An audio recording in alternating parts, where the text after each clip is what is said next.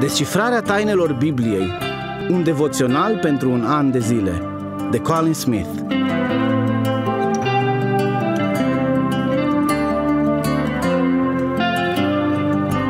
28 mai. Ascuns în nor. M-am uitat și iată că au venit de la miază noapte un vânt năpraznic, un nor gros și un snop de foc care răspândea de jur împrejur o lumină strălucitoare. Ezechiel, capitolul 1, cu versetul 4. Citind acest verset, îmi imaginez cum ar fi să privești prin fum la un foc puternic. Ezechiel a văzut prin acel nor gros o scenă incredibilă, plină de semnificații. Mai întâi a văzut 4 heruvimi. Fiecare dintre aceștia aveau 4 fețe și 4 aripi.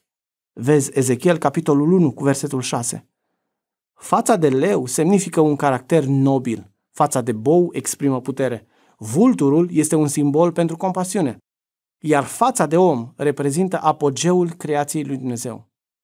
Heruvimii aveau deasupra capetelor o întindere ca a cerului care semăna cu cristalul strălucitor. Vezi versetul 22 din același prim capitol al cărții Ezechiel. Deasupra acestei întinderi se afla scaunul de domnie al lui Dumnezeu, versetul 26. Ezechiel a văzut niște roți strălucitoare care se intersectau astfel. Roțile îndreptate spre nord și sud se intersectau cu cele îndreptate spre est și vest. Vezi versetele 15 la 17. Roțile se mișcau în 4 direcții diferite și poate că nouă ni s-ar părea util așa ceva când trebuie să parcăm mașina. Roțile ofereau mobilitate, întinderi imense pe care stătea tronul lui Dumnezeu.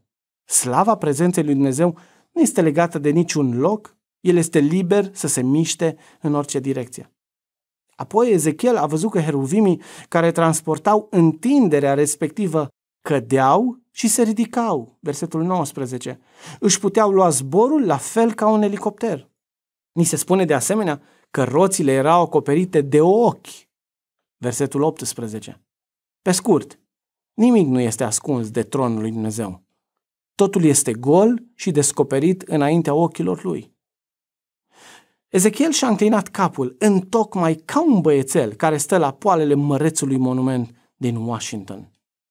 Deasupra tronului se vedea ca un chip de om, versetul 26. Cu cât priveai mai sus, cu atât îi era mai greu să descrie ceea ce vedea. Îi era tot așa de greu să găsească acele cuvinte care să descrie ce a văzut, cum ar fi pentru noi să încercăm să explicăm opera lui Shakespeare cu ajutorul unui păpuș, unei persoane care nu a fost niciodată la teatru. Cine ar putea să facă așa ceva? Ezechiel a văzut o manifestare a slavei lui Dumnezeu, care întrece orice descriere. Iar noi putem învăța din viziunea sa câteva lucruri cheie despre Dumnezeu. Nu există nici un loc unde Dumnezeu să nu poată merge și nici un lucru pe care să nu-l poată vedea. El este măreț și înălțat pe tronul Universului.